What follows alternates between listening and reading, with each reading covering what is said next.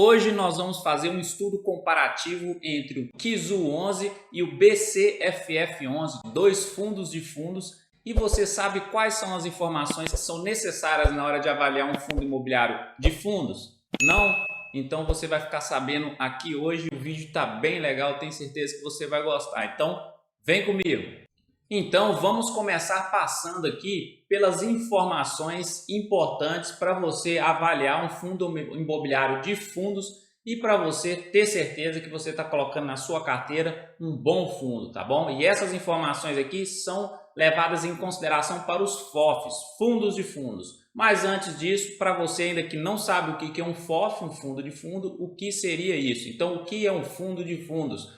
É um fundo que investe em outros fundos imobiliários e não diretamente em imóveis. Ou seja, ele não compra um imóvel ali para receber o rendimento ou para ter ganho de capital. Ele simplesmente vai lá em outro fundo imobiliário, tanto de papel quanto de tijolo, compra cotas daquele fundo e cria uma carteira com vários fundos imobiliários. Então isso aí seria basicamente um FOF.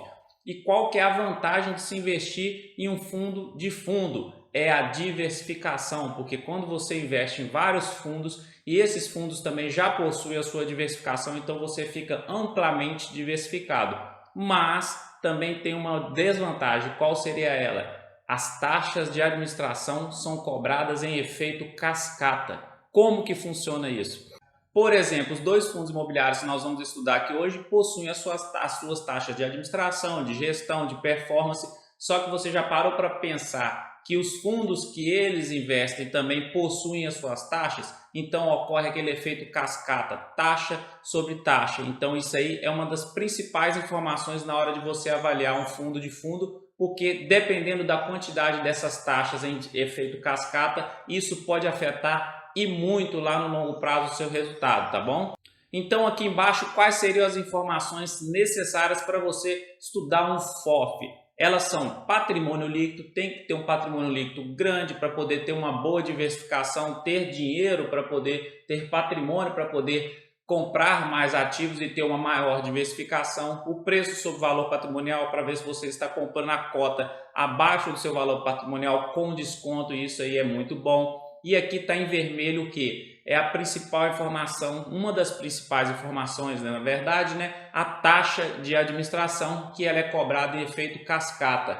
Toma cuidado com isso, tá bom? Isso aí as gestoras normalmente não mostram esse efeito cascata aí dos fundos que elas trazem. Na hora que você faz o cálculo ali, acaba aquela taxa ali que a gestora bota ali de 1%, por exemplo, ao ano, normalmente não é aquilo ali não. Se você pegar as taxas dos outros fundos, com certeza essa taxa aí dá uma aumentada. Número de cotistas, o valor de mercado do fundo, a liquidez também é muito importante, porque não adianta você ter um fundo imobiliário com 10, 15, 20 mil reais sendo negociados todos os dias e você vai lá e compra 100 mil reais de cota deles. Se amanhã você precisar vender essas cotas, e aí, como é que faz? 100 mil reais se ele só tem 10, 15 mil de liquidez por dia? Fica difícil, né? O histórico de rendimentos, então tem que ter uma distribuição de rendimentos no longo prazo constante e bons rendimentos. Quais os fundos imobiliários que ele investe? Então dá uma olhada na carteira dele, vê se são bons fundos. E aqui do lado o suprassumo da avaliação dos FOFs, que seria a qualidade da sua carteira. Então dentro da carteira do FOF ele tem que ter boa diversificação, o valor aplicado, ou seja, a porcentagem de cada ativo ali tem que ser diluída também, não pode ter uma concentração muito alta em cima de um ou dois ativos, porque se der problema naquele ativo afeta a receita.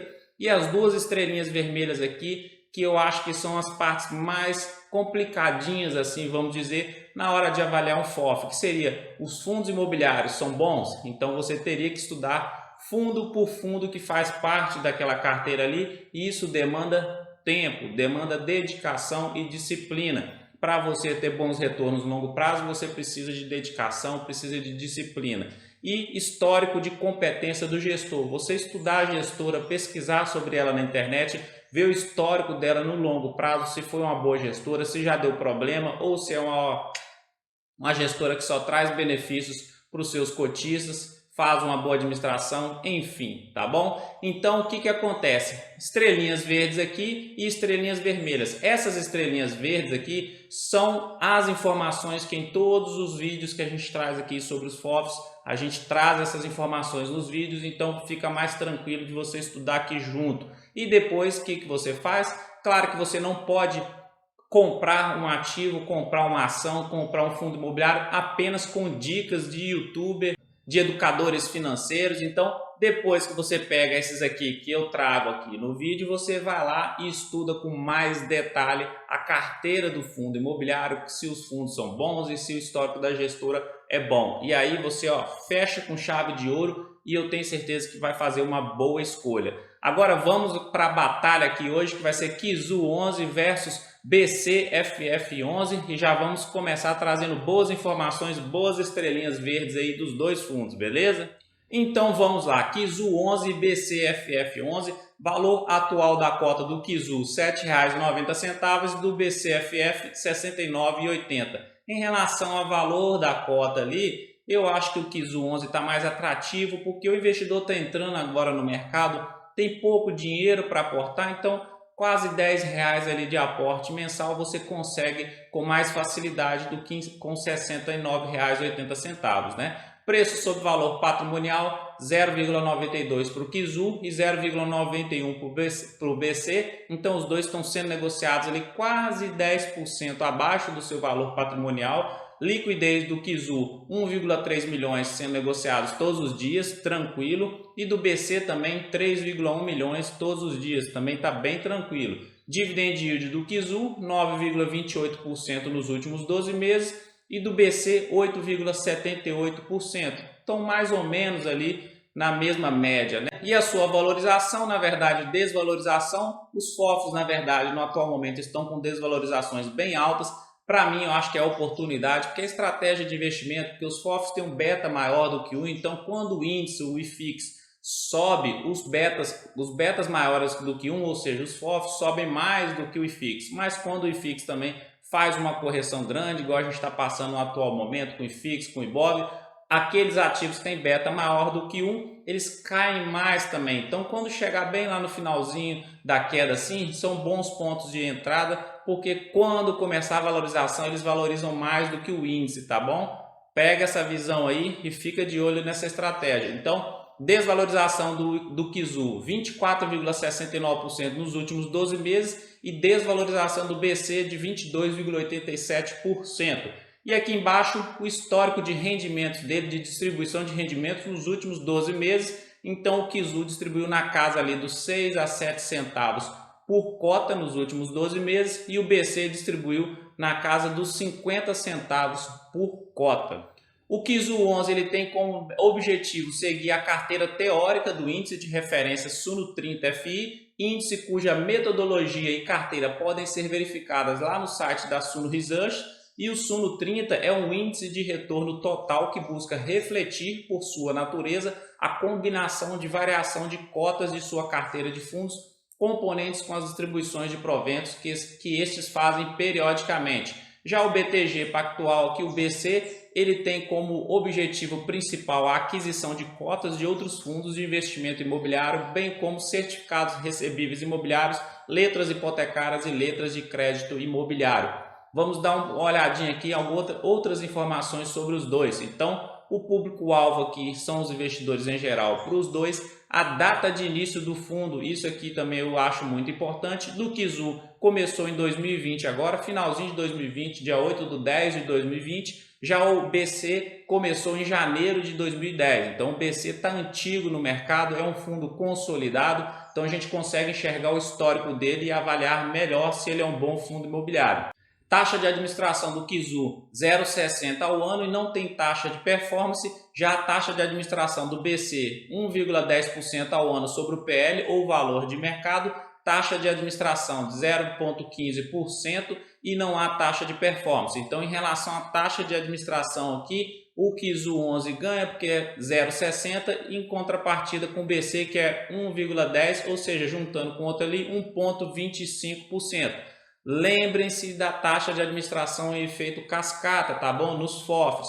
Aqui quanto menor a taxa a gente pagar, mais retorno a gente tem no longo prazo em relação a isso, tá bom? Porque quanto menos custos a gente tiver em relação aos ativos que a gente compra, melhor para a gente no longo prazo.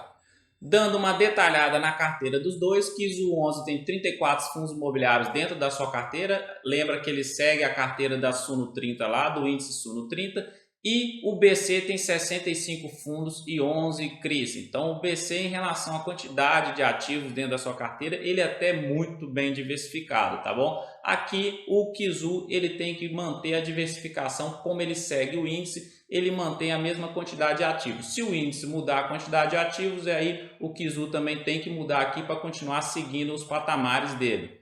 Em relação aos setores dos fundos imobiliários que estão dentro da carteira desses dois fundos, então vamos lá, Kizu 11, 36% dos fundos imobiliários são de papel, 19,5% de galpões, liquidez 6,5%, educação 3,4%, lajes corporativas 8,5%, híbrido 8,7%, shoppings 11,7% e bancário e varejo 5,8%. Então a gente percebe que galpões logísticos e papel no Kizu são as maiores participações dentro da sua carteira. E por classe de ativos, renda fixa 6,5% e cotas de outros fundos 93,5%. Já o BC, então ele tem 55% de fundos de CRI e CRIs, 24% de fundos no setor comercial, logística 10%, shopping 6%, outros 4% e caixa 1%. Então a gente percebe que o BC ele é mais voltado para essa parte de fundos de CRI, então fundos de papel.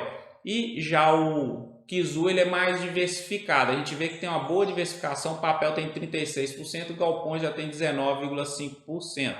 Entrando na parte gráfica deles aqui agora, então o Kizu trazendo o gráfico dele todo aqui, desde quando ele começou a ser negociado na bolsa, a gente percebe que ele está nos mesmos patamares de valorização do IFIX e do Ibovespa, porque o Ibovespa é a linha laranja e o IFIX é a linha azul aqui que eu trago para a gente comparar. Então ele teve até uma valorização boa no início e depois entrou lá em julho nessa tendência de baixa que para mim, ó, olha aqui, ó, se a gente reparar a média móvel de 72 períodos com a de 17 períodos, que é a verde, 17, 72, vermelha, a verde está quase cruzando por cima. Quando cruzar por cima da vermelha, sinaliza uma reversão de tendência para alta. Vamos observar que o Kizu aqui, os FOFs, eu acho que já estão começando a se recuperar. Do lado aqui o BC, a valorização dele, ele perde para o Ibovespa no longo prazo, o Ibovespa está aqui em cima, ganha do IFIX um pouquinho ali, então está ali no meio termo dos dois. E ainda olhando aqui, ele não está no gráfico semanal, tá bom? No gráfico semanal do BC aqui, ele ainda não está mostrando recuperação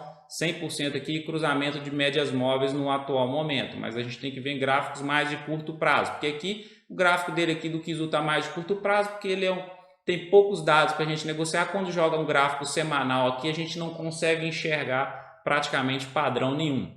Agora, olhando o gráfico semanal de cada um, olha só o que eu falei. Quando a gente olha o gráfico semanal de um ativo que tem pouco tempo que está no mercado sendo negociado, é difícil da gente enxergar alguns padrões, mas a gente já percebe que ele está aqui, ó, pegando a sua resistência aqui da média móvel de 17 períodos. Se ele fechar acima dela aqui, é um bom sinal, que pode ser que ele reverta essa tendência de baixa. O MACD já está sinalizando essa reversão, que a gente já vê que o histograma aqui já está mostrando o sinal de compra nele aqui. A azul está cruzando por cima da laranja no atual momento, sinal de reversão de tendência para alta esse aqui também. Índice de força relativa também está mostrando que está começando a crescer aqui, passando por 50%, os touros ficam mais fortes do que os ursos, ou seja, os compradores ficam mais fortes do que os vendedores. E aqui do lado o BC aqui, que a gente olha no gráfico semanal, entrou nessa tendência de baixa aqui mais ou menos ali em julho desse ano e entrou nela, tentou, subiu aqui agora, recuperou, fechou acima da média móvel de 17 períodos, isso é bom. Agora ela era uma resistência, passou a ser um suporte e a próxima resistência dele é isso aqui, a média móvel de 72 períodos, então tem que fechar acima dela e cruzar de 17 por cima da 72, aí seria um bom sinal que ele está se recuperando aí dessa queda. MACD aqui embaixo, a azul cruzou por cima da laranja, sinalizando essa possível reversão de tendência também, e o índice de força relativa está quase nos 50%, quase a força compradora está ficando mais forte, está mais ou menos ali equilibrada no atual momento.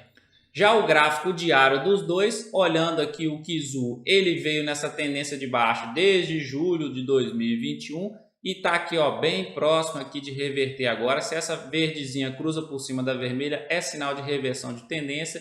MACD dele aqui está mais ou menos, não está um sinal muito interessante da gente olhar não está mostrando nenhuma reversão no atual momento e nem uma tendência de baixa, então é bem provável que ele vai ficar aqui brigando para romper essa resistência aqui. E o índice de força relativa foi lá em cima, recuperou e ó, segurou no equilíbrio aqui, a força está equilibrada no atual momento. O BC está na tendência de baixa também, olha o biquinho de pato que de vez em quando eu falo aqui, ó, a verde está prestes a cruzar aqui, então talvez ele dê sinal aqui de reversão de tendência antes do Kizu, tá bom? Então cruzando aqui, pode ser que ele ganhe uma força e consiga reverter essa tendência aí. MACD está mostrando isso, a azul está por cima da laranja, as duas apontando para cima no atual momento, e índice de força relativa, força compradora está mais forte do que força vendedora. Então o BC está mostrando, está antecipando essa reversão de tendência aí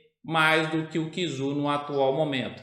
Então, resumindo os dois fundos imobiliários, para mim, quem que ganha? Se você olhar o filtro do tempo, o BCFF11 ganha, porque está aí desde 2010, é um fundo que tem uma carteira mais diversificada, tem praticamente o dobro de ativos do que o Kizu 11, só que a carteira em si, quando você olha os fundos imobiliários dentro do Kizu 11, que não deu para a gente fazer aqui hoje, não dá para detalhar, isso aí fica a critério, isso aí fica de dever de casa de cada investidor. Para mim, eu já estudei o Kizu 11, já olhei a carteira dele ali, já dentro dos meus estudos, a carteira dele, para mim, no meu perfil de investidor, ela se encaixa mais. Não é à toa que eu tenho o Kizu, por mais que ele seja novo ainda no mercado, ele é um pouco arriscado por conta de ser novidade ainda, mas dentro da carteira dele tem bons fundos e fundos já consolidados no mercado, tá bom? Então, só que tipo assim, levando para o lado pessoal, eu prefiro o Kizu 11, mas levando para o lado daquelas informações que a gente viu lá no início que são importantes, o BCFF11 ganha, tá bom? Então tem mais diversificação, é mais antigo no mercado e por aí vai, a liquidez dele é melhor e aí fica a seu critério aqui. Na batalha de hoje, BCFF11 ganha nos quesitos técnicos e no quesito pessoal, para mim o Kizu 11 ganha, beleza? E então é isso, se você gostou desse vídeo, já dá uma curtida aí